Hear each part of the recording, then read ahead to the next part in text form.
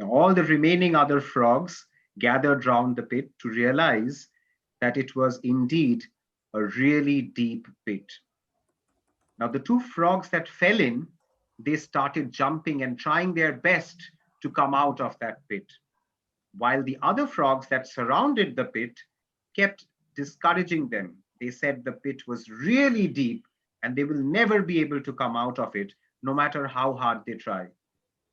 But these two frogs that fell in kept trying and trying, after which one of them gave up because he really started feeling that what these other frogs were saying from standing outside the pit was actually true. He will never be able to get out. But the other frog kept trying. And after a long try, he finally managed to jump out of that pit. When he jumped out of that pit, the remaining frogs that were standing outside asked, "We have been telling you for so long that the pit is really deep. Didn't you hear us at all?" To which this frog just made some sense out of what they were saying and said, "Well, I am deaf. I thought you were trying to encourage me." Ladies and gentlemen, let's not be one of these frogs that were standing outside. Let's not be a source of discouragement for anyone.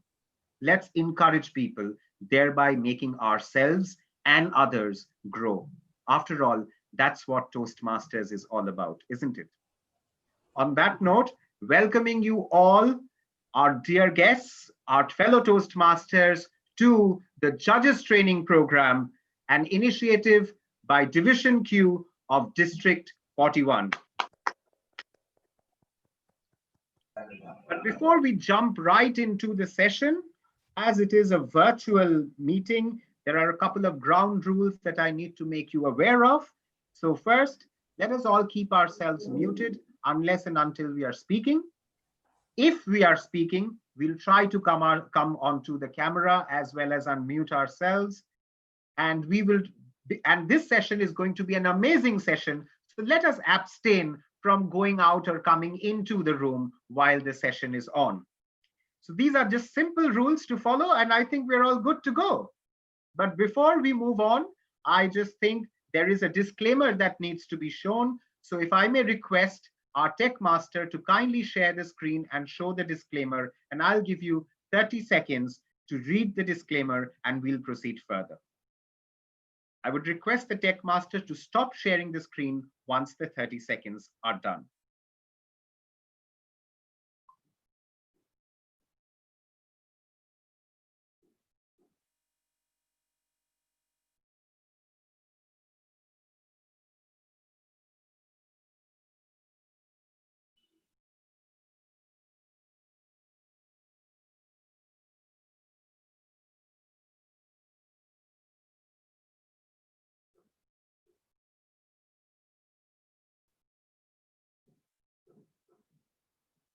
Thank you very much, Tech Master. Now, in case you guys are wondering that I am going to be the person who's going to do all the talking and you've already put your hands on your forehead, well, you don't have to worry because I won't do the talking. We have a master of ceremony for today. Now, before I call upon our master of ceremony, may I just have the pleasure and the honor to introduce her to all of you. Now, she is an IT analyst in a multinational company since 2014. She's been a Toastmasters since 2018.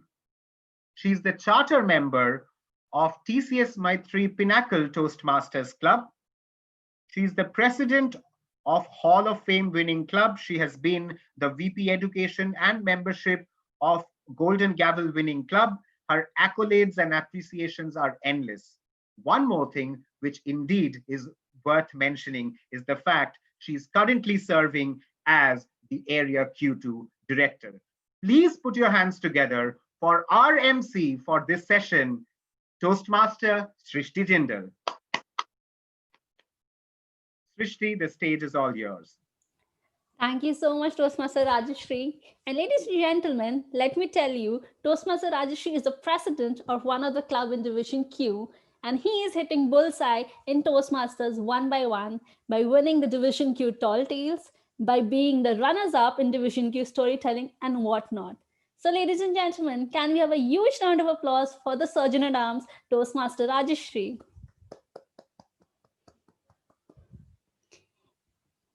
And let me welcome you to the Judges Training Program of the Queen Division of District 41, Division Q. Ladies and gentlemen, can we have a huge round of applause for today's training? Let me share you a little incident which happened to me when I started Toastmasters. My first session as a Toastmasters was a table topics contest, and I was dead scared. I presume that the judges of the contest will be some hi-fi people coming from all the streams of world but Toastmasters, because in Toastmasters we learn how to speak but not how to judge. But least did I knew that Toastmasters International is a platform, is a 360-degree platform which teaches us to be a contestant, but it also teaches us to be a judge. So it's a life skill to learn, and today we are here to learn that only. And ladies and gentlemen, now coming to the trainer for today. So let's have some impromptu conversation about the trainer. I know everybody know who the trainer is, and there is no suspense. So let's make the trainer happy by getting some good appreciation or a good facts about him. Let me call some people who may help me to introduce the trainer for today. Can we have Jenny ma'am? Jenny ma'am, are you there?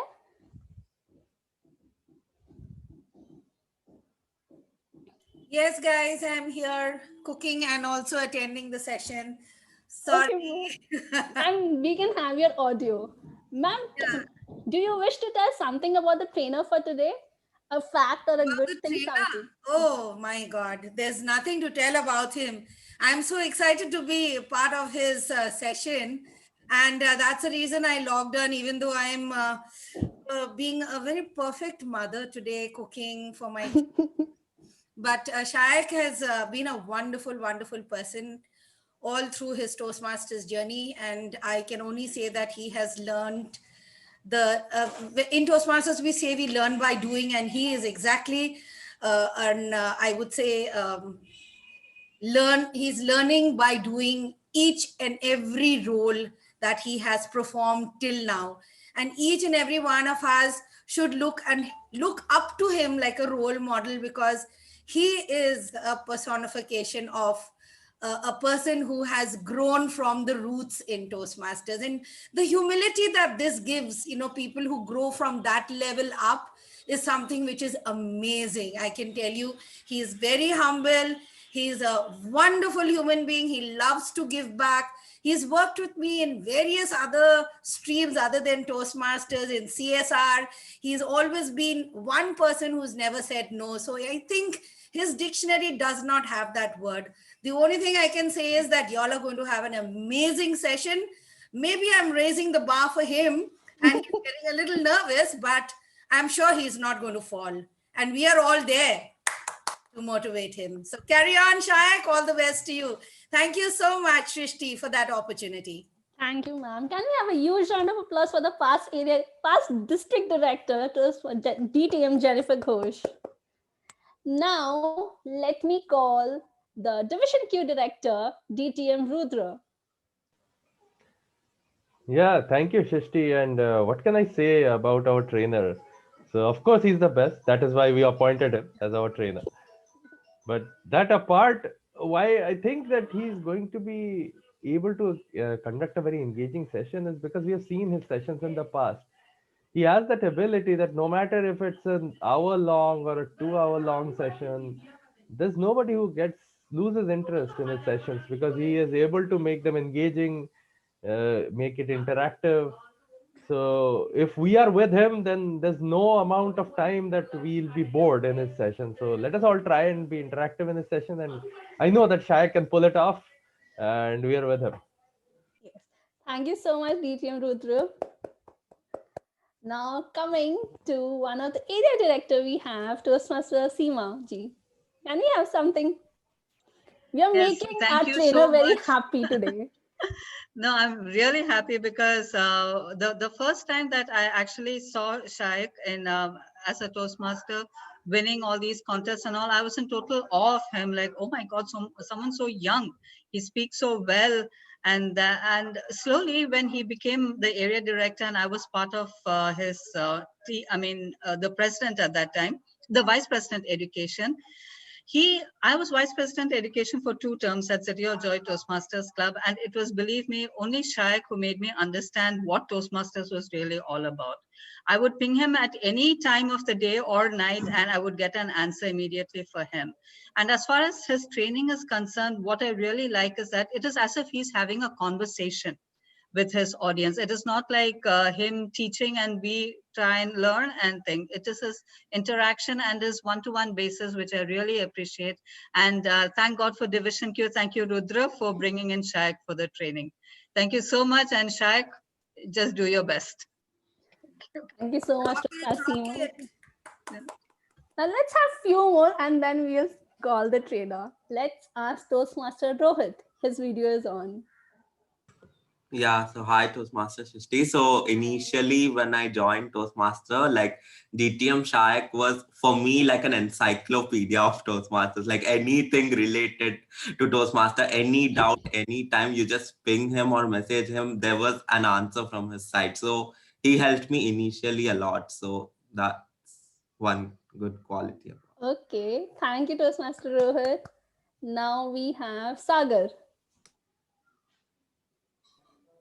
Yeah, actually, being his mentee, so from the mentee perspective, I submit like I do everything in the nick of time, and especially for speeches. And he has been there for every speeches. I submit the draft to him, and he gets me back. He gets back to me with his valuable feedback, and obviously that helps me out because I do things the last moment, and he is there at the last moment. He saves me, so that's a really I'm really glad that he is there. And also, I'm obviously sitting here with a copy and a pen, obviously, to note everything down that he will be saying. And I'm looking forward to this session. Okay, so we had so many. So Shaik, you're happy, right? No suspense. You heard so many phrases. So let's welcome the trainer for today, the past area director, the past runners-up of District 41 table topics, and who taught pathways when pathways was new. So what path to follow in which way? So let us welcome the trainer for today, DTM Shayak Chandra. First of all, thank you. Thank you so much, each and every one of you, for this warm welcome. And Srishti, I was quite kind of confused whether it was my farewell from Toastmasters or was it an introduction that was going on, because it was like you are asking from everyone what I have done in the past. And then, wow, I was not expecting for this kind of an introduction. But knowing that Srishti is a very smart leader, I can now understand that she kind of tried to take all the audience and take introduction from everyone so that she does not have to do the entire job. So it was smart on your part, Srishti. Thank you so very much for doing that. And I welcome one and all in this amazing judges training program. Why I call this amazing is because of few things that we will be discussing throughout this entire session today. And I'm so glad that we are 29. So except me, there are 28 people who took your precious time out of a Sunday afternoon. I know it's lazy. It's the second T20 of India versus Australia going on in Sydney. And if you're a cricket fan like me, I know it's tough for you to stay here, but till the time we are here, I'll try to make it an engaging session and most importantly, understand what are the aspects of a judge while judging a Toastmasters contest. Somebody very rightly said that never judge a person. It's very bad to judge a person unless you are in a Toastmasters contest and you have been given the ballot and you have to do proper justice. So let's very quickly get to some of the few rules, if I may say so.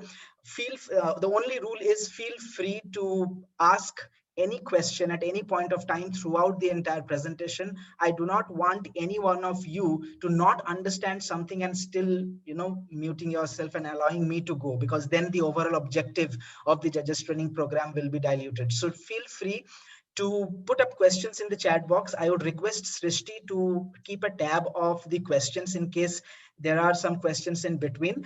And if you feel that those questions needs to be answered then and there, we will be answering it there. And if it can be taken at the last, we'll do it. So it is as per the convenience, but let's take it right away. So I'll just take a moment to share a screen. And there you go. I hope it is visible. If somebody can give a thumbs up. All right, thank you. All right, so judges training program in Toastmasters journey so far, I have really enjoyed two things apart from all the other things that I have also enjoyed. And that is, number one is being a contestant. If I have been given a choice to be a judge or be a contestant, I will always choose being a contestant. But there are sometimes when we have to serve to the community, and not always that. Suppose you are a district leader or you are not interested to contest in that particular year, it's a great opportunity to judge a contest where there are contestants and they have been fully prepared, and you know that you have been given a responsible task. It's never an easy task to judge, simply because judging is very different than, if I may say, evaluation in a normal meeting.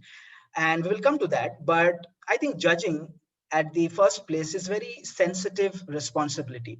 Why I call this as a sensitive responsibility, and if I have to give you one message right at the start, even before we are into this entire session, it is, as a contestant, we all take enough effort to prepare for a contest. Sometimes I have seen people, they prepare their speeches right at the first place, and it's like almost 8 months to go and their speech is ready, and they go through multiple mentoring, they go through multiple suggestions, they keep on improving their speech. The least we can do for them is to be fair if we are a judge. So if we are unfair while we are judging, the overall point of entire knowledge and all of this and training is nothing. So as an individual, always feel that sensitive responsibility when you are a judge, because it's really a great responsibility.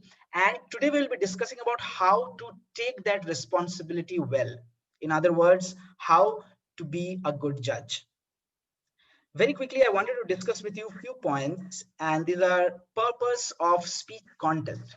I know each one of us know that speech contests happen in a Toastmasters year, but if I have to tell you, or if we have to know what is the purpose of conducting a speech contest, or why do we conduct a speech contest at the first place, what is the use of contest, if we know this, the clarity becomes even better, and then we can be even better judges. So the number one reason why we have contest is providing an opportunity to practice competitive speaking. In a normal Toastmaster session, it does not matter if you're a best speaker or if you're a most improved speaker or whatever. But in a contest, it is very important, because we all come in contest to win. Yeah, of course, there are people who will say you participation matters, but it hurts somewhere if your name is not taken in the top three, right? Have been in the contest, few of people. And I know it really hurts. Sometimes you expect that, oh my God, I could have made it beyond the club, and then the area, then the division, finally the district, and every dream gets shattered right at the club. It happens with everyone, and that is the essence of competition, because someone has to lose and someone has to win. So it provides an opportunity to practice competitive speaking. Number two is provide interesting educational program for members. I mean, you see, contest is always very interesting. Sometimes when everything goes monotonous, we suddenly come up with any contest, and then members are enthused. Members are all, they are fully interested into something that they were waiting for the entire year, and therefore it breaks the monotony, and therefore contests are always interesting, and that is one of the purpose of holding a contest. And number three is providing an opportunity to learn by observing proficient speakers. In the contest is the only time when we get to see someone whom we have never seen, and then we are like, oh my God, he or she was mind-blowing. It's only during the contest that the cream, if I may say, of the club comes out, and then we get to see some competitive speaking. So it is very important to understand why we have contest, and because we have these three reasons, now you understand why it is so important to be so fair in a contest as a judge. So the next slide talks about judges have an obligation. Now, why at first place, and I'll talk about judges have an obligation to few of the entities, but would anyone like to answer why do judges need to have an obligation? Obligation meaning a moral binding, like responsible to. So why do judges have to be responsible? Apart from all the other things, why do judges have to be responsible to the contestants? Maybe Sagar, I can see you. Maybe Janidhi, you are. No, no, Sagar. Sagar, would you like to answer? For me, if I am the contestant, I'm putting my hard work, and I will expect the judges to be fair, right? And as a judge, I will be fair because I acknowledge the contestants' hard work. So that's the only reason for me. Right. All right. I would like to hear it from. I'd like to hear it from Janidhi. Janidhi, would you like to share something? So, in my opinion, with great power comes responsibility. We've always heard this, and every judge has a responsibility to each and every contestant. So we have to put aside everything else and focus on the contestants so that we are able to judge without any biases. And that is very important because every contestant deserves equal, I would say, attention and focus. And as Sagar said, fairness is very important. So that responsibility to pick and choose the best is a power which has been bestowed on them. So they have to use it wisely. That's very well put. And yes, we have got a power and we have to use it responsibly. So that was a great answer. Thank you so much, DTM Jennifer and Toastmaster Sagar. All right, so judges have an obligation towards few of the things, and these are these four: the contestants, Toastmasters International, the audience, and themselves. Now, we heard about why they have an obligation towards contestants. Why do they have an obligation towards Toastmasters International? Can someone would like to answer? Why do judges have an obligation towards Shayak, TI? this is Ruchira. Yes, I Ruchira. think one of the four core ideas of Toastmasters about the idea of integrity, I think that stems from why they have an obligation to Toastmasters. They are representing what the organization stands for when they judge a contestant. Right. That's a very good answer, Toastmaster Ruchira. In fact, let's take an example of an international speech contest. What happens in an international speech contest? Someone wins from club, goes to the area, goes to the division, goes to the district, and then represents in the semi-final and the finals of the world championship. Now, if you as a judge is unfair, do you think that Toastmasters International is going to get the best candidate right at the top? Impossible. So as judges right from the club level, if you are fair, you intentionally or unintentionally, with almost intentionally, you are obligated to Toastmasters International, and you make that decision to make the correct choice of sending the right candidate so that the image of the world championship or the aura of the world championship of public speaking is maintained. Therefore, you have an obligation towards Toastmasters International.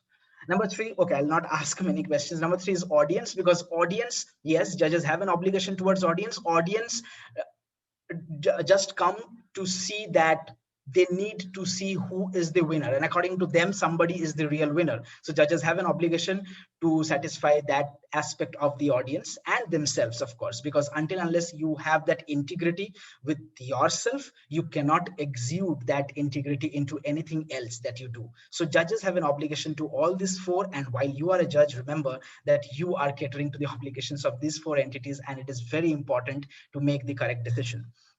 Now, how judging is different from evaluating? We all are evaluators. Okay, let me first ask, is there anyone in this particular meeting who has not been a judge before?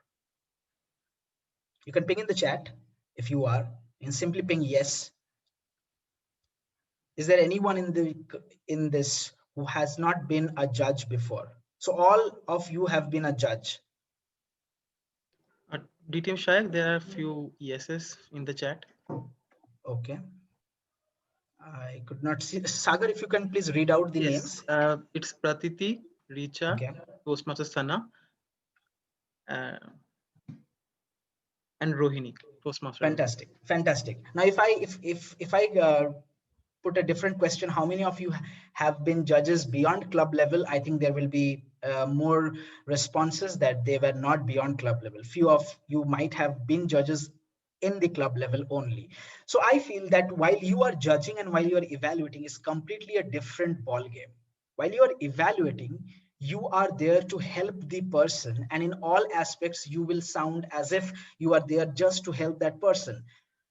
And while you are judging, it's not about helping a person. It's about selecting the best out of everyone who is there in the contest. And therefore, in judging, you have to be very, very much objective. You have to be objective. You have to know what are the things where I can mark this particular person up and what are the things that I can mark this particular down. If you do not know the differences between the points that are there in the judges ballot, which essentially and eventually we will be discussing in this particular session, I think you may not be able to do a great job as a judge. We have judges briefing sometimes, and not every time the judges briefing is very comprehensive or exhaustive. And therefore, I feel that the first time that I attended a judges training program, the most clarity that I had about being a judge was made in the judges training program. I mean, I learned very few things, maybe very few in a judge's briefing when there is a real contest and a chief judge brief. But I think in a judge's training program, we describe each and everything very, very to the ground level. And I would request each one of you to understand each of these points. And in case if you have any doubts in any of the point, please let me know. All right. There is another difference between evaluating and judging, and that is appraisal and advice, which means that while we are evaluating, we are just appraising someone or we are advising someone that you may do this, you may do that. But in judging, we are not doing any of those. Essentially, in judging, we even don't say we are the judges, right? Anybody is there in this meeting who has gone to a contest and said that I'm a judge? If you have done, don't do that again. All right. Your area directors are going to kill you for that. But anyways, you have to be very, very much confidential, and that comes here. Judges' decisions are always confidential. Nobody knows or nobody is supposed to know. If you are knowing it, you are knowing it illegally. All right. Nobody is supposed to know who the judges are and what were their results. So never, ever, ever, ever reveal your ballot or tell to someone apart from few of the designated persons who should be knowing that you are a judge, that you are a judge. So never ever tell someone that you are a judge. All right. It should be very, very confidential. Now, good judges are. So what are the characteristics of good judge? All right. The first point is there out there, but if somebody would like to write few points, shoot in the comment box. What are few of the characteristics or traits of a good judge according to you? A good judge should be well dressed. If that is a point, you can mention that as a point. All right, just type down the characteristics of a good judge. What do you think makes a good judge? And I would request again Sagar to read out a few of the answers as or when they come. Apart from accurate. Yeah, they are coming in. Toastmaster Rajarshi says not biased. Toastmaster Unbiased, Ruchira yes. says open-minded. Great. Protiti says good observer. Great. Rajarshi again said no halo effect. Great. Sana says should have good observation skills. Shubhajit Right. says analytical ability. Great. Suraj says good listener. Great, great. There are a few points, and of course, all of the points are true. And I think you and I'm so glad that you already know what makes up a good judge. It is very important to know what should be there inside me to become a good judge, so that I know how to judge it accurately. Number one is being accurate. Being accurate is sense to know where exactly I can give that particular participant mark and where I cannot. And that should be logical. That should be rational. It is not just based on some emotions that you are marking. You are marking accurately with rationally you are marking it with logic. And if you know that skill, you will be a good judge. Number two is being fair. Being fair, of course, there is no partiality being done based on any of the traits or characteristic apart from the performance of the contestant. So it is very important to be fair.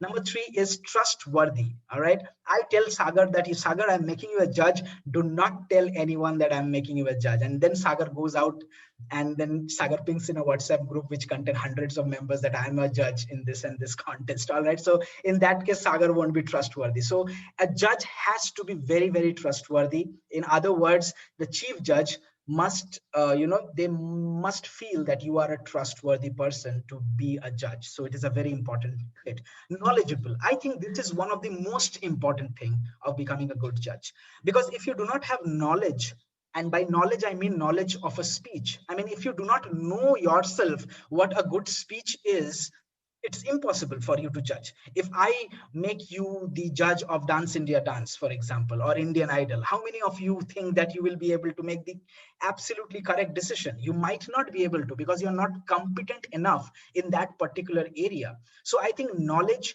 is one of, if not the most, one of the most important traits that must be possessed by a good judge. Good listener, somebody talked about listening, I think Toastmaster Bishwaraj, very important.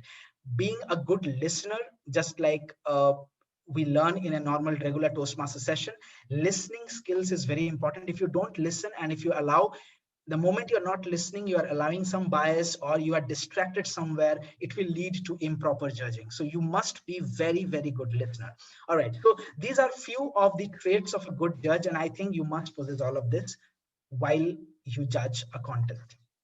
Now, barriers to objectivity. Now, there are various, although we are human beings after all, and every human being have some kind of maybe emotional barriers or any kind of barriers that restrict us in a contest. There may be, I'm not saying every one of you has, or every one of us have those characteristics, but there may be barriers to objectivity. It is very unfortunate, but I being a chief judge, or as well I being a tally counter, sometimes I have noticed negative judging. Negative judging is a very unfortunate thing. You know everybody in the hall or everybody in the audience knows that this is going to be the winner, and then you open the ballot of the judge and you see that the one who is supposed to be the winner is kept just at the third position, or is kept nowhere. It happens. Let us face some of the things that happens in practical life, so that we know that why it is so wrong to do. So there are various barriers of objectivity. Barriers of objectivity, as in your those these are some of the things that overpowers your rational ability, and sometimes makes you do things that you should not be doing. Number one is speaker's position. Sometimes we think that, oh, he's speaker number one, especially in evaluation contest. Speaker number one, he might not have got enough time to prepare. So I don't think that he is doing the best evaluation that he can. So no matter what happens, I will only give speaker number one the first position if all the other person are very bad. Now, this is kind of a bias that we are creating among in our mind when we see the speaker position, especially happens in, you know, in evaluation contest. It also happens in table topics. Sometimes, people think that only after 2 or 3 table topics all the judges will know what's the meaning of the topic, and there are so many kind of barriers, and sometimes the judges discuss these barriers. I have been into one of the in one of the contests, I'll not, of course, not be mentioning, and the judge was saying to me, I don't think I think that only after you hear 2 or 3 people you will get to know what exactly the topic is. And I was like, what the, I mean, what are you saying? It is not the way you should be judging, because it is very important not to have any kind of these kind of barriers, especially when it's a speaker's position. So be very mindful about that. Number two is champion for the underdog. Very interesting one. Sometimes someone is an underdog is the person who, like, the contestant, nobody has thought that he would be winning, and everybody knows that he is not the strongest contestant, and therefore there is a lot of hooting. Oh my god, come on, you can do it. And there is a lot of noise in the audience. And then the judges, if you are one of the judge who may take this as a barrier to objectivity, you might think that, oh, he's getting great hooting, I mean, he's a great person, then I mean, he's a great speaker, he's a great communicator, I must consider him differently. Remember, never go into these kind of traps. This is a trap, and you have to judge only based on the performance of the speaker, and not take into consideration any other aspect that is happening in and around you. Number three, we have heard about this a lot of times, right? Halo effect. It's like, it's like whenever you hear about government funds and schemes, and then the first word that hits your mind is scam. It's just like that. whenever you hear about contest, and the first thing that comes to your mind is halo effect. Halo effect, many of us have different perception of halo effect, but according to me, or what internet says, halo effect is something where you are judging a person based on something that he has done on a different aspect. So if I have done some charity, then I am a very good speaker. Is this logical? Not at all. If I have done something good in any other place, I may not be able to do good here. I mean, in the contest. So halo effect is a person who has done something somewhere else, who has done very good. And then considering that aspect, we are also expecting that he is a good person and therefore he must win. This is called halo effect, and always try to remove halo effect from your mind. The most, again, the another thing is reverse halo effect. Now, reverse halo effect is someone has done something bad and therefore he is bad in giving speeches. It is equally dangerous. All right. My friend, one of my contestant, I know that that person has not given back the money which he has borrowed. Therefore, he should not win the contest. It is no logic, right? So you must understand that halo effect, reverse halo effect, not always works, but halo effect, sometimes we tend to mark persons above. If we see their, oh, we see their Facebook post, they're doing such training and they're into so much public speaking, how can he do not so well in a contest? I might be wrong as a judge. This thinking makes you have this barrier. So while you're a judge, remove everything that you have seen, maybe in his Twitter, in his LinkedIn, in his Facebook, or whatever you have seen about him or her. Only concentrate on the things that he is delivering and how he is delivering. It is very important. This one again is a very common barrier, and it is second time around. All right, I have seen this happening multiple times, and sometimes it happens that I have recently in a judge's briefing, in a chief judge's, I mean, the chief judge's briefing was the chief judge was briefing, and there was this briefing going on, and the chief judge was just telling that, please don't consider, there is this contestant who has also come before, but you have not to consider. He was explicitly telling that. So sometimes it happens that a contestant has come to a area level multiple times and he has not been able to go to the division level, and therefore we are so compassionate. We are like, oh, he is coming so many times, I have to give it this time to him, otherwise he will be devastated. Look, see, this is one of the barrier, how you are also making the other person, you're marking someone else who is deserving down just because someone is having multiple attempts. All right, let that person have multiple attempts, unless that person is so good that he makes out in the like makes it out from that contest to the higher levels. All right, so please understand that this is a very important barrier to objectivity. And number sometimes is not the norm. Sometimes we see say that uh, talking about talking about gay marriages. All right, this is not a norm, a common norm in Indian society, and immediately if somebody gives a speech on that, and if you have a particular bias that this is not the norm, you tend to have your own personal biases, and then you miss out maybe on one of the speeches that can move the entire world. All right, so always try to be very logical and not put any of your biases while you're doing the judging.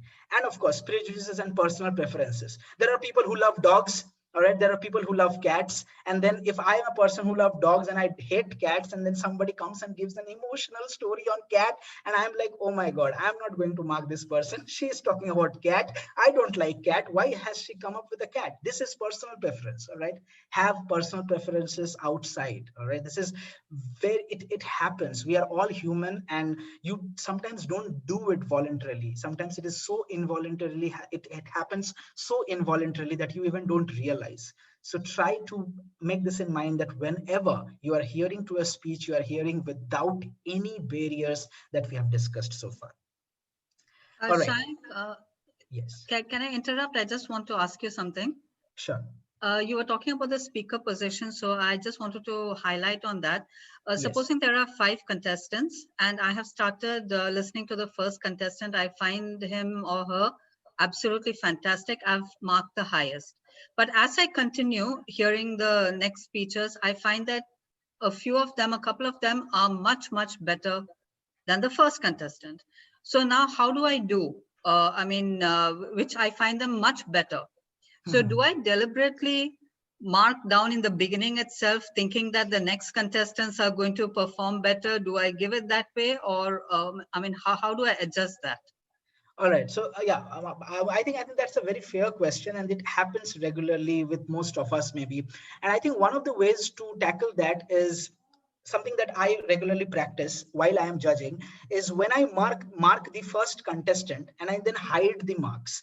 All right. So while marking the second contestant, I don't take the reference of the marks that I have given to the first contestant, because as soon as I take reference, I will be putting that as the benchmark and then I will be comparing it, which will again be wrong. So the best way to do this is take each contestant or one contestant one at a time. Never have, or so for example, if you have heard the first contestant and if you have marked that contestant in a particular way, and then you can hide those marks and then again start marking just like you haven't heard the first contestant. Sometimes it is very hard, it is easier said than done, but you will realize that when you do this, only then you can avoid your own personal bias that you have made while making the marking for the first contestant. So I think that if you do not take into consideration and do that for each of the contestants. So while you're marking the third contestant, you should not be seeing the marks of the first and the second contestant. So if you can make this figure or in this manner, if you mark, I think you will eventually get a result which only talks about the parameters that we will be discussing in a while. So I think that can help. Does that answers your question? Thanks, Shai. All right, thank you. All right, so even before we learn what is judging and how can we be good judges, let's understand what is judges eligibility. Anyone would like to tell? You can unmute yourself and tell at least one eligibility of a judge. They should be a paid member. Very nice. You should be a paid member. There is no privilege. There is nothing called a free lunch. Unless you give money, you can't even judge people. Very good answer. Anybody else? Any other eligibility of being a judge? Who has attended the judges training program? Wow, that's an enlightening answer. So you are in the process of being eligible right now, which is absolutely amazing. All right. So yes, you have to attend JTP. Anything else apart from these two?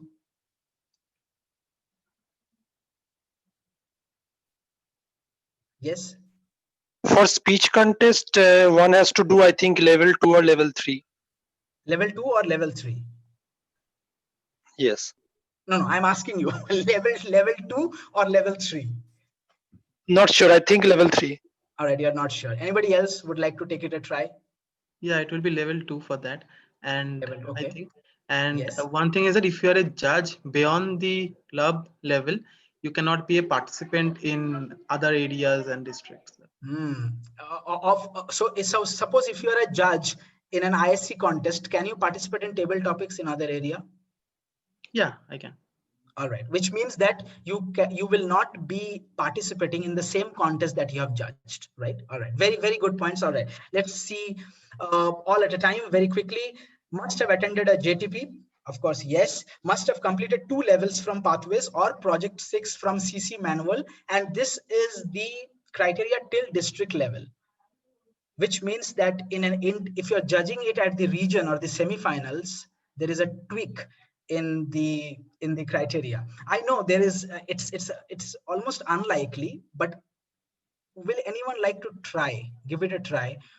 What is the judges eligibility beyond district level for international? Of course, for international, because no other contest goes beyond district level.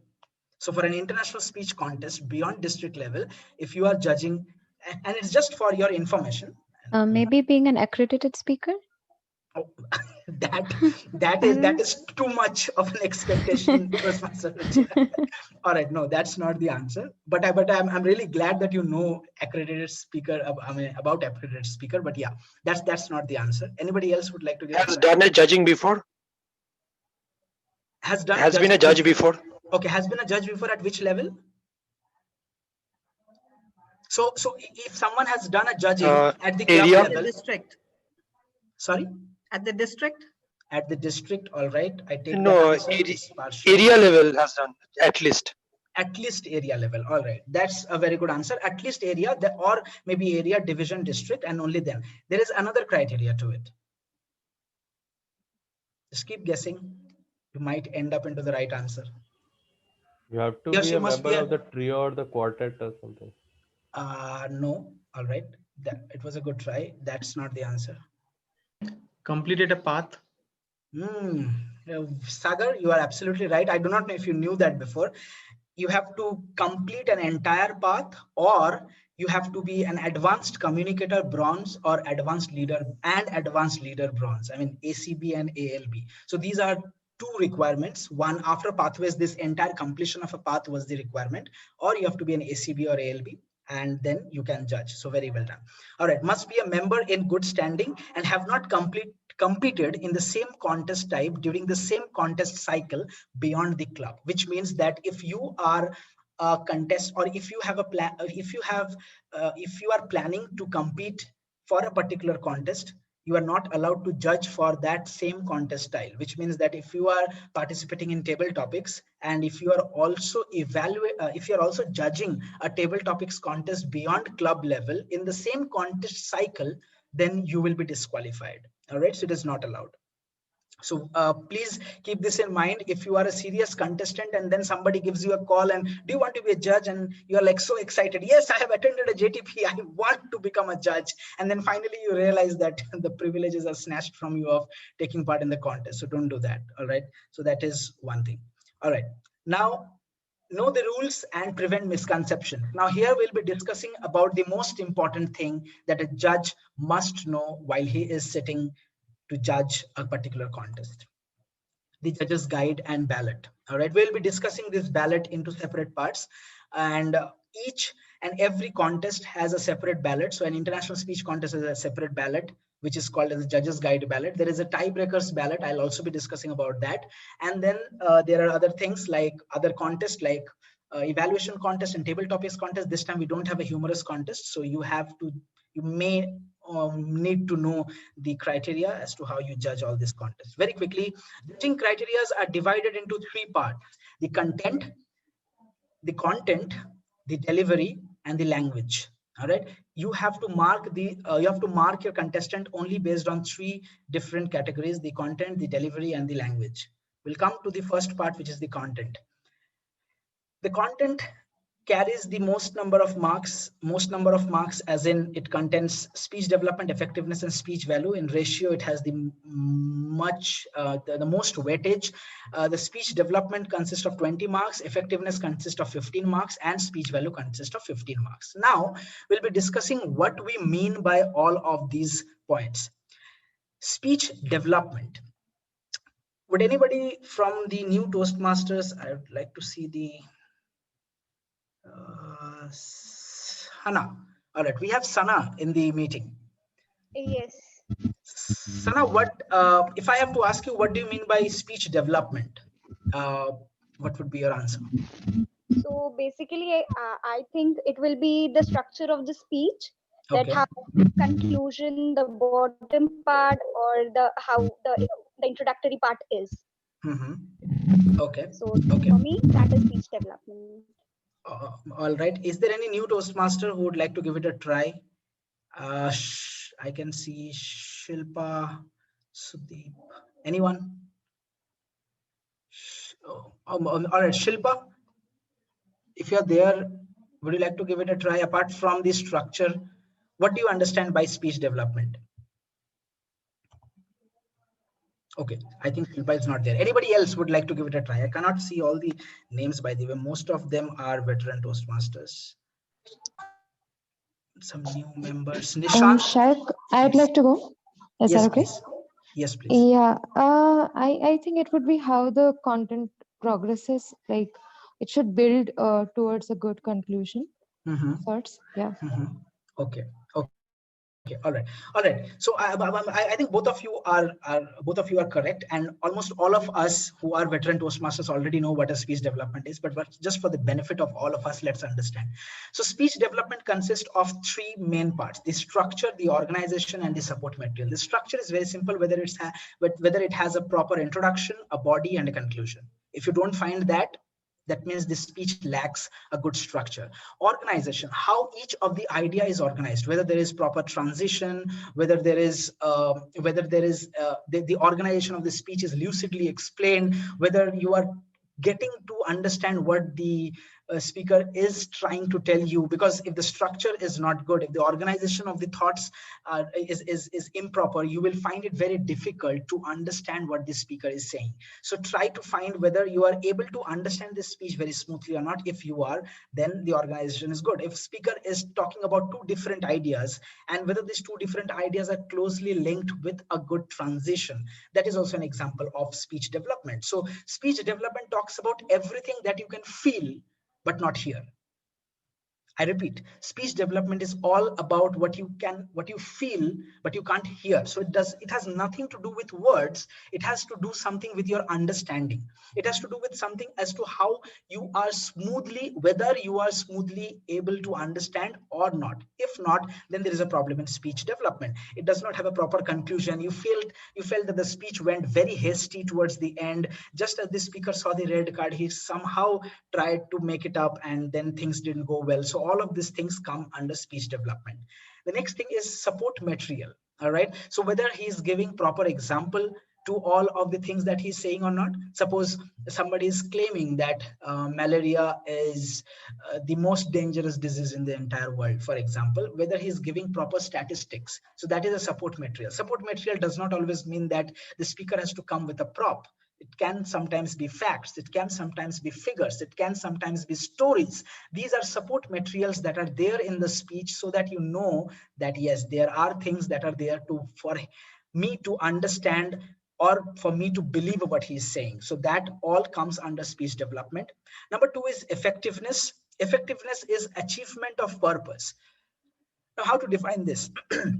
Suppose I give a great speech on global warming, all right, and my structure is good. I have a good prop body, an introduction and conclusion with support material, but the audience does not pay heed to what I say. I mean, they are not convinced somehow that whether whatever I have told is true or not, which means that the speech lacks effectiveness. Now, how does this effectiveness come? If there is, say, a personal story, and if you can, so this is all subjective, all right? It is not objective sometimes, but the marking is objective. So effectiveness comes whether there is an achievement of purpose or not. Why I tell it as a subjective is because if I am a judge, for me, the purpose might have been achieved by the speaker, but for you, the purpose was achieved, but not like it was not strongly achieved. It is subjective. It is not like yes or no. There is nothing like that. So always try to understand that achievement of purpose is all about whether you feel that the thing that was said by the speaker, the speech that was narrated by the speaker, whether it was effective enough for you to believe onto what he was saying. So that comes under effectiveness. Effectiveness also has interest and perception. If somebody is saying something amazing, but it is not interesting to you, then it is not effective for you. For being effective, it has to be interesting. But then again, you have to also take into account other factors, and there comes reception, how it is, how the audience received that message, whether the reception of the audience was good.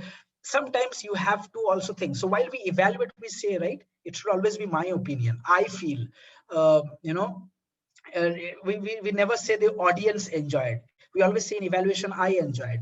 But in judging, sometimes you have to take into account the audience factor as well. It is very important. So how the reception of the message was across the audience, sometimes you have to also take care of that. And those all comes under effectiveness.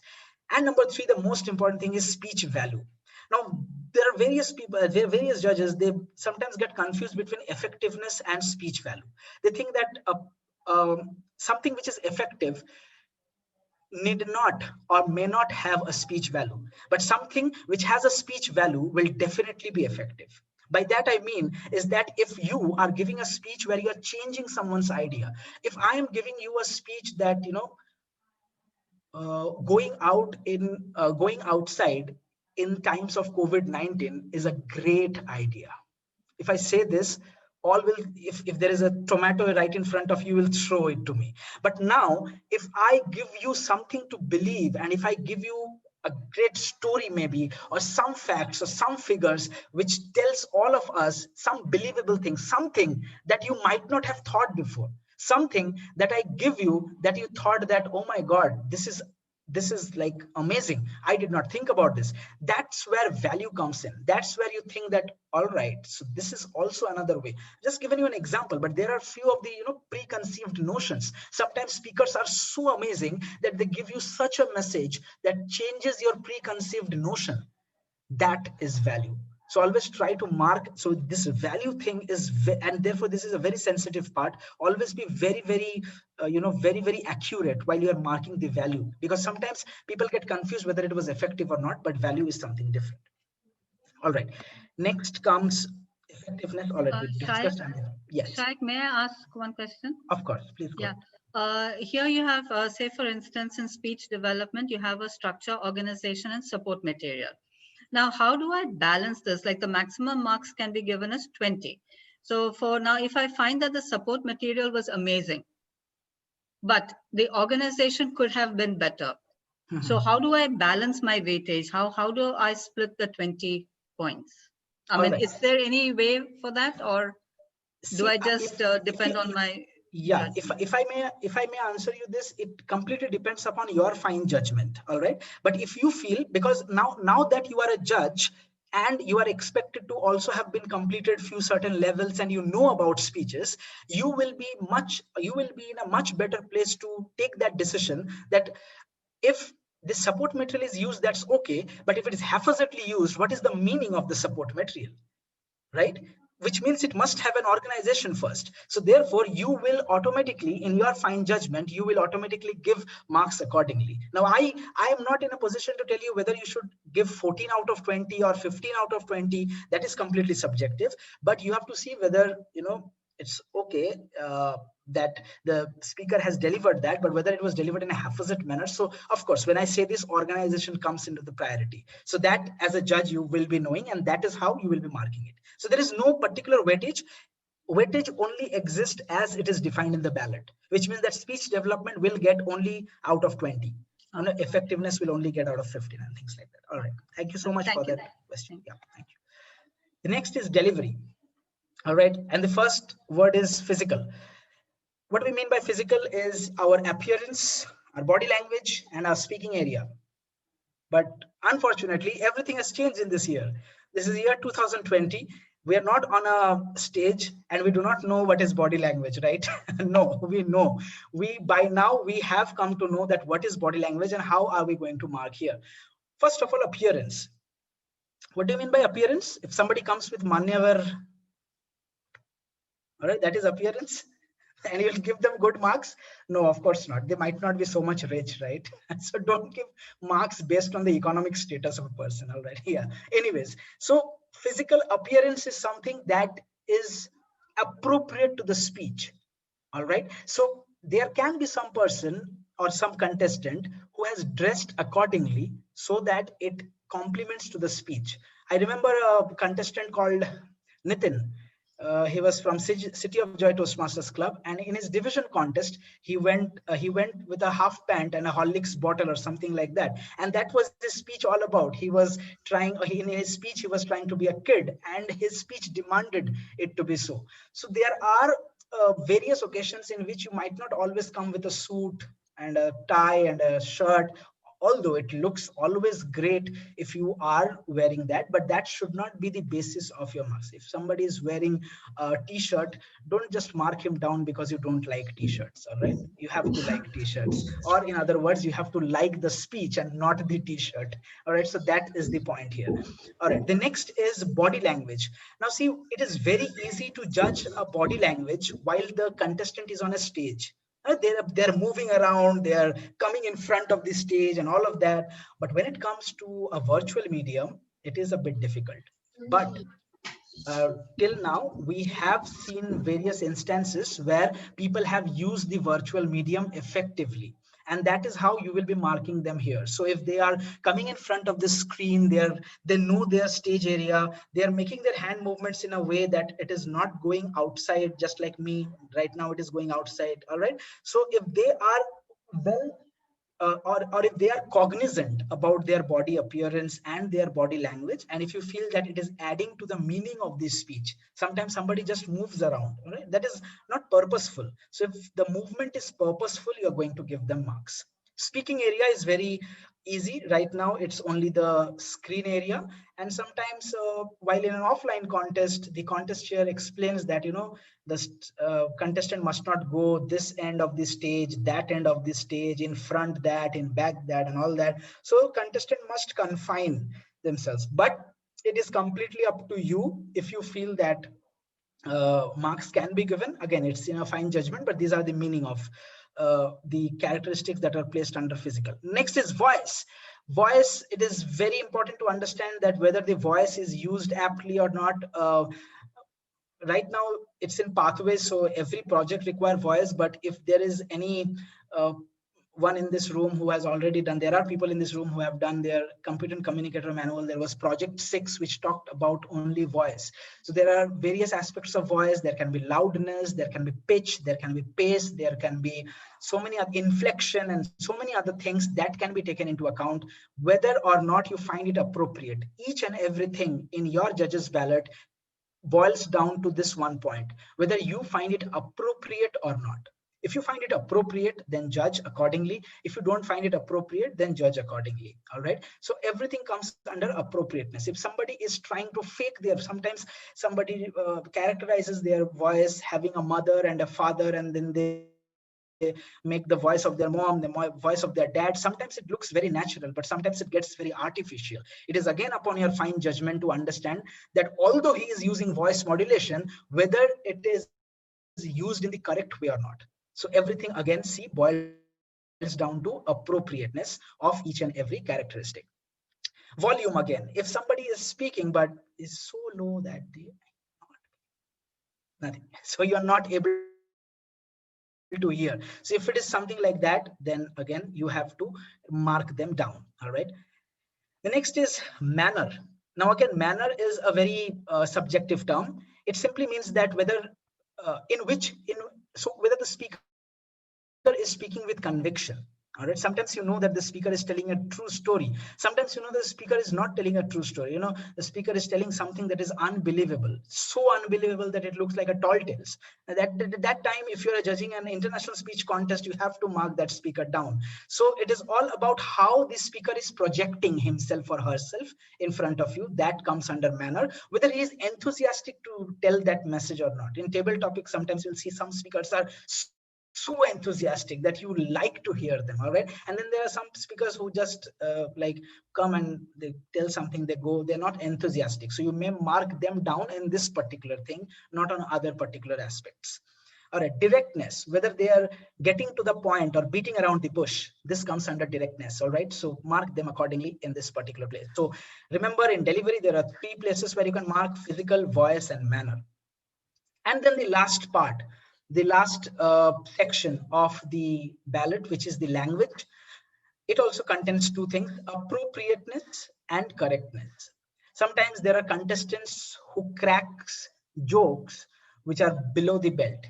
All right. And then you know that I would have enjoyed it if I was listening to a stand-up comedian, but I don't expect it in a Toastmasters contest. So there comes appropriateness to the speech purpose and to the audience. There might be, there might be audience from the opposite sex, which means that there are females in the audience, and somebody who cracks a very if I may say, nasty joke, which does not goes down very well, you might mark them. Again, I'm saying you might mark them, and it is completely upon you to understand whether it is appropriate or it is inappropriate. So there comes the appropriateness to speech purpose and to the audience.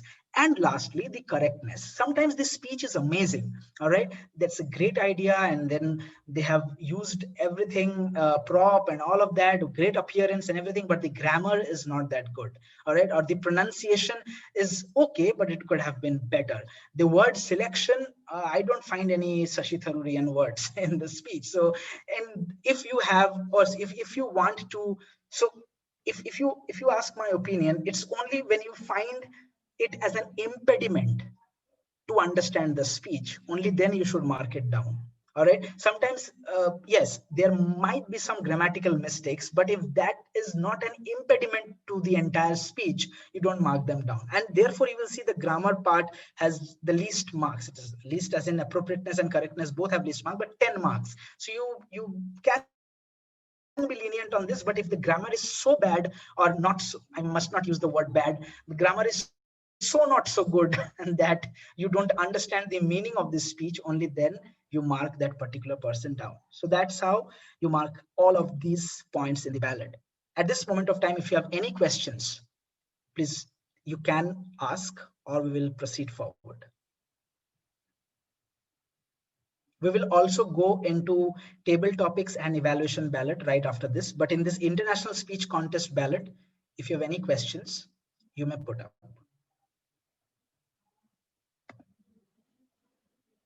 All right, I take that as, if you have any questions, we can of course take that towards the end of the session. Next, table topics contest. See, all the judges ballot are more or less the same, with few points or few of the things that are different in all of the ballots. All right. So in table topics contest, again, you have a speech development, but now you have just an opening, body, conclusion, organization, and smoothness. Here you do not expect support material. Why you do not expect support material? Because it's a table topics contest. It's a 1 to 2 minutes contest, and the participant is going to give a speech that he himself or herself do not know what he's going to give. So you don't expect few of the things, and you have to not consider those things and consider what are the things in the ballot.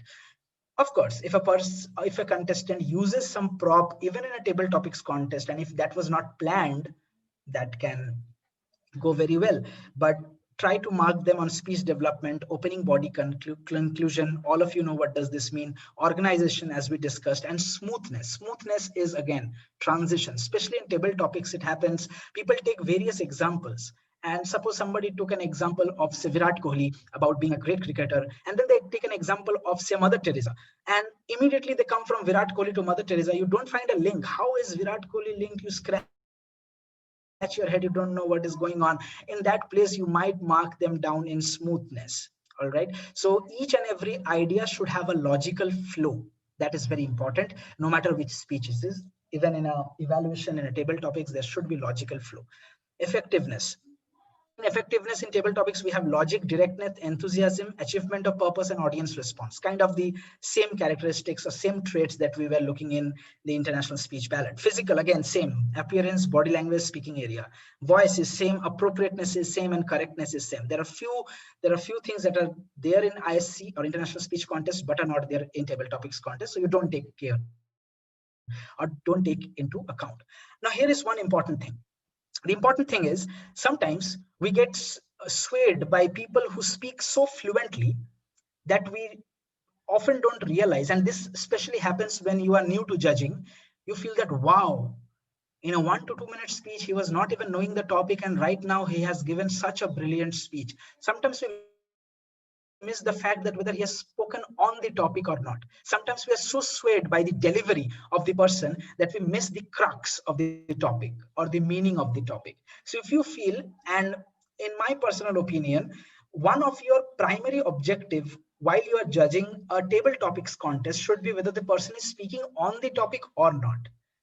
And therefore this this effectiveness, where you have achievement of purpose, comes into the measure. So it can be marked the highest in this particular case. You of course will take all the other things into account, but if a person, say, gives a great speech but he speaks completely off the topic, sometimes happens even in a table topic session. In a normal meeting, you give a topic and then they speak something different. They also don't know what they have spoken. But in a contest, if they do not know what they have spoken, they do not deserve to win. the other deserving candidate should win. So always try to keep that in mind, that you have to judge whether he or she is speaking on the topic or not. All right. Next is evaluation speech contest. I'll not talk about the humorous speech because it is not there this year. All right, evaluation speech contest. We have only 4 criteria: the analytical quality. So whether it is clear and focused, whether the person has understood the speech or not. He might not have understood the speech. He's just saying some commendations, some recommendations.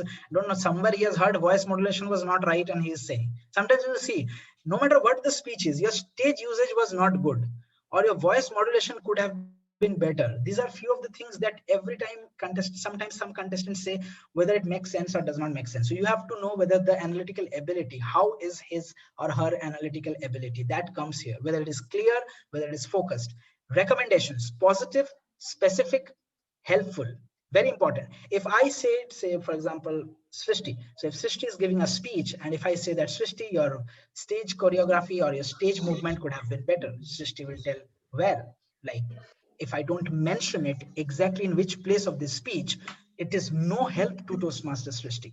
So I have to say that while you were talking with your parent in the speech, I thought that you could have moved a little bit like this or moved a little bit like that or something like that. So you have to be very specific while you give recommendations. Don't give over the top recommendations which do not help. And therefore you will mark that particular person up or down accordingly in this particular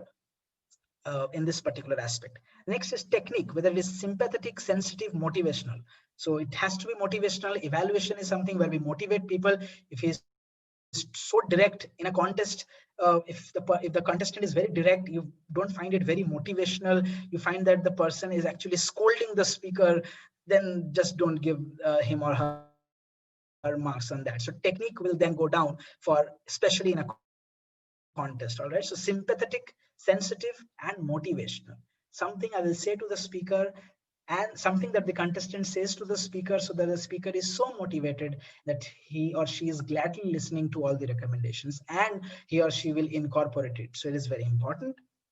And last, summation. Most of the times people forget to summarize, and there is where you can mark a person up or down in this particular aspect. So if the entire commendations were told very properly and then there was no summary, then you can mark that person down. So evaluation goes down in this particular way. And of course, if there is anything that the contestant is doing additional to all of that, all right, in evaluation, sometimes people can put out a prop, and if you feel that it is effective, it is making sense, then you can put it here, or you can mark them accordingly. All right. So suppose if it is in a prop, you can add it in a technique, and so on and so forth. So it all depends upon what happens in that contest. But basically, you will be judging the participant based on these 4 aspects. All right, this is how the judges ballot look. It does not always look like this in this online contest, because now when it has become online, there are people who are also, I think that is very effective to do in a white sheet of paper. You are marking the contestants and you are signing it. It is very important to sign, but I will always recommend to use this ballot because this is editable PDF. So you can, if you're sitting with a laptop or a computer, you can put first place, second place, and third place. Remember few of the things. Number 1 is always put only one name in each of the position. You cannot have a confusion in your mind and put 2 names in the first position and then 1 in the second and 1 in the third. You have to take the decision. How are you marking that contestant? You have to sign it. You have to write the name of the judge, and then you have to give it to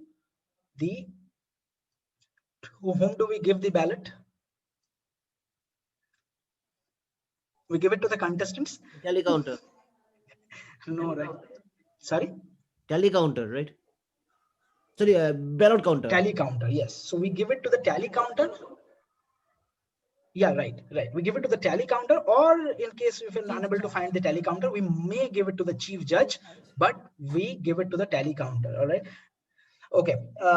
So that's how the judge's ballot is there. And okay, there is only one difference between a tiebreaker judge and a normal judge and a contest judge. Or a tiebreaker judge is also a contest judge, but there is just one difference, and that is a tiebreaker has to name all the contestants in the order in which he or she felt. So what happens is tiebreaker judge, the ballot of the tie-breaking judge is used as break the tie in case there is a tie. So you have to mark each and every contestant. If there are 6 contestants, you mark first, second, third, fourth, fifth, sixth. There are 10, you mark all 10. All right, you don't leave any of the positions. So tie breaking judges ballot is also very important. And to whom do we give the tie breaking judges ballot? Only to the chief judge. Okay, only to the chief. What happens if we give it to the tally counter? Why don't we give it to the tally counter? We'll come to know Because who. he's not trustworthy. Okay. All right. You're right, Toastmaster Srishti.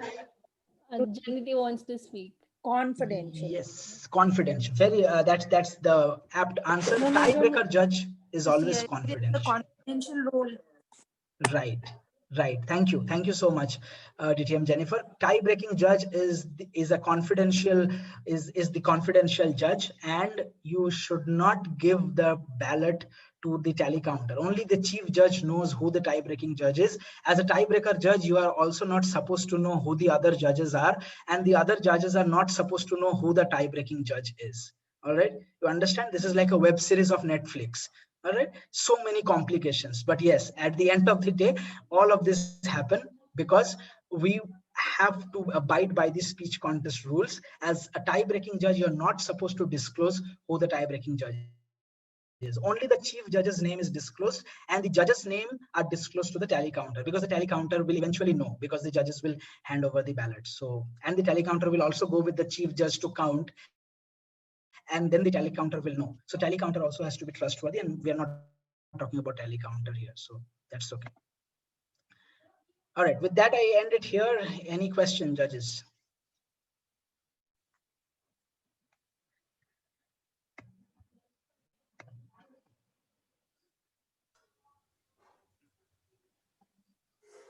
All right, do we have any questions? I have a question, Sagda. So my question is, from an international speech contest point of view, when I'm judging, suppose our speech is motivational type, and another contestant give a speech that is maybe informational style. So as a judge, should I make any give many marks based on the type of speech? Okay, that's again a very good question. See, as far as my knowledge goes, there is no particular kind of speech that has to be delivered. There is nothing written like that. I can go and completely talk about dolphins in an international speech contest, right? But what happens is sometimes you know what kind of speeches goes to the international level. All right, so as a judge, you must be aware that what kind of speeches actually can go to the international level. As a judge, you always want the best candidate to go, and you know what kind of speeches are or do compete at the world stage. So you will mark that message accordingly. It's not like if somebody gives a great speech but it's an informational speech, and somebody gives a great speech that can impact humanity. So it is up to your decision that whether you want to send that speech to the world level or the informative speech to the world level, or maybe at the district level, of course. So it is completely upon your fine judgment, and as a judge you must know what is the standard that is set by the other speakers in the other years, and so on and so forth. So you will do it accordingly. Yeah, I Sahib, hope that one point answers. here on this is that it also impacts the effectiveness and all the audience impact based on the type of speech. So if it's inspirational, it is easier to create an audience impact. But I've also seen like effective, like informative speeches. Also, one of the informative speeches has also won the world championship based on like how they delivered it. So depends on the person. Right. That first, thank you, Rudra, for putting that. Yes, of course. So we see whether it is effective or not, and how it is delivered. So if I give an informative speech on stock market, and you can easily Google it out in Wikipedia, of course, that will not going to work in the world stage. So yeah, that has to be a special kind of a speech. Okay, Shayak, Any other questions? Yeah, Biswarajan, I have a question. Yes, So see, if you look at the international speech contest ballot, there's a point which says reception. So if I, interpret it, it is the way the audience receives a particular speech. Now that is easy when you're doing it at a hall or in a conference room. How do you manage to, have that gauged when you're at an online platform and everybody is on mute? Yeah, that's a very good question, Toastmaster Bishwa. And I think this reason is the basis for which humorous speech contest has been, eradicated, because we don't know whether the audience is responding or not responding. So in my personal opinion, Toastmaster Bishwaraj, in an online meeting, most of the people are also switching off their videos. You never know whether they are at all listening or not. You do not know the reception. It boils down again whether you have received it or how you have received it. Okay. So it will all again come down to that fact. Okay. Okay. All right. Okay. Thank you. Thank Yeah. you. Thank you. Any other questions? Yeah, DTM Shayak, just to reconfirm that if suppose in somebody has completed their JTP and they want to judge a club level contest, so they have to complete level 2 in pathways as well, right? All right. So it is important beyond club level. If I'm not wrong, Rudra may correct it if I'm wrong. Uh, Completing level 2 or C6 or P6 is important, is mandatory beyond club level. Uh, all right. In the club level, it is always good to have judges who have done that. But if there is a scarcity of judges, you can have judges who have not done that part. For ISC, it is for club level as well. Yeah. Okay. For ISC, it is club level as well. All right. So there you go. That's the answer. Yes. Anybody else? So all of you are ready to judge?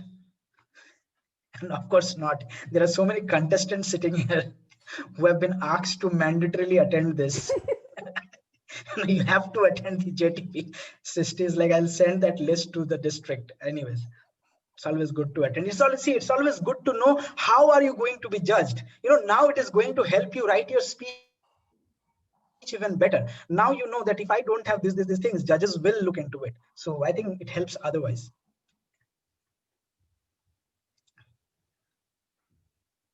Anybody else have any question you may ask?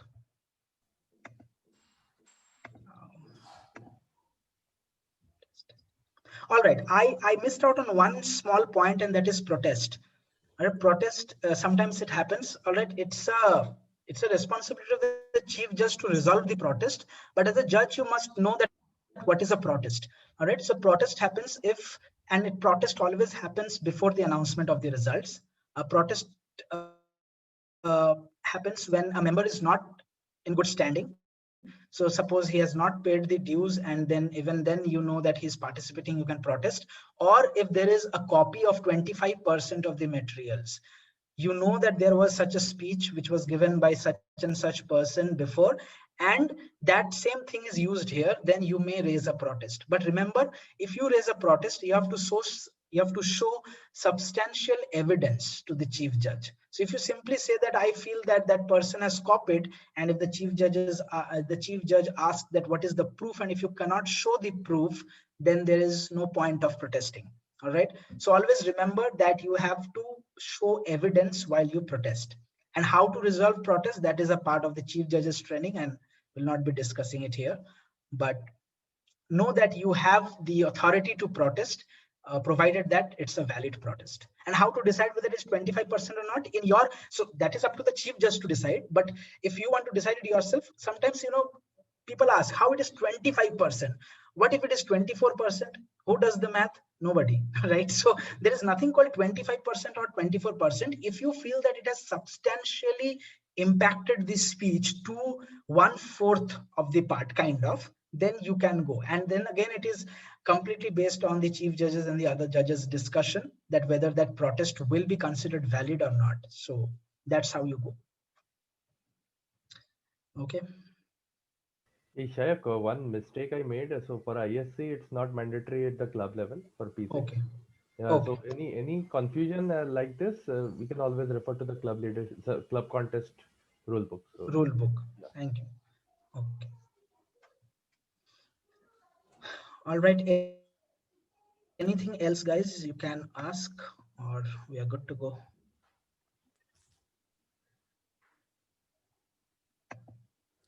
And just one thing to add, Rudra, if you remember, there's a protocol this year that we cannot use the reference of previous contestant speech, and that's the basis of Yeah. originality. Yeah.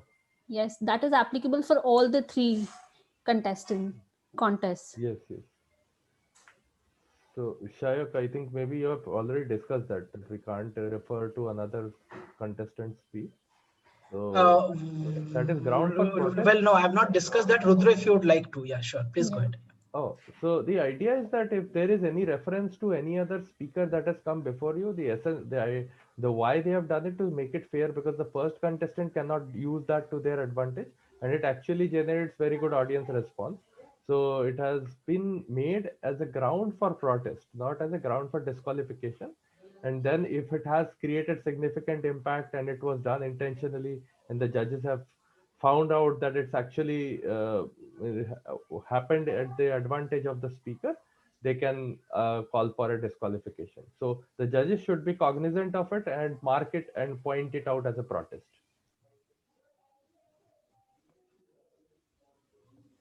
Yeah. Okay. All right. Thank you. Also, because this, see, online contest is happening for the very first time, and the last year it was mandatory that in table topics the contestant has to sit and deliver. In evaluation also it was mandatory. I do not know about this year. I think it is upon the contestant, at the discretion of the contestant, whether he wants to stand or to sit. But if there is any such, the chief judge will of course tell you at the briefing. But remember that if it is mandated that you have to sit, then you cannot judge, or you may not, you have to accordingly mark that contestant while you're marking in the physical section.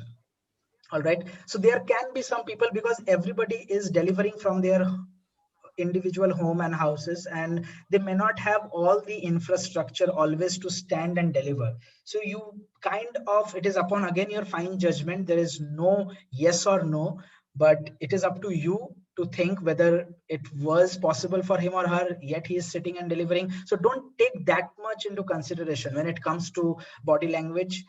Yeah, of course, when you sit and deliver, you can have body language as well. So try to judge on that aspect rather than whether he's sitting or standing, because the guidance is, the contestant has the freedom. So if I have the freedom, I can sit and speak, and you cannot mark me down based on that. This year, Shag, the district rule is that for ISC, it is mandatory to stand. And for table topic and evaluation, you can either sit or stand according to your preference. For ISC, it is mandatory to stand and give Okay, speech. perfect.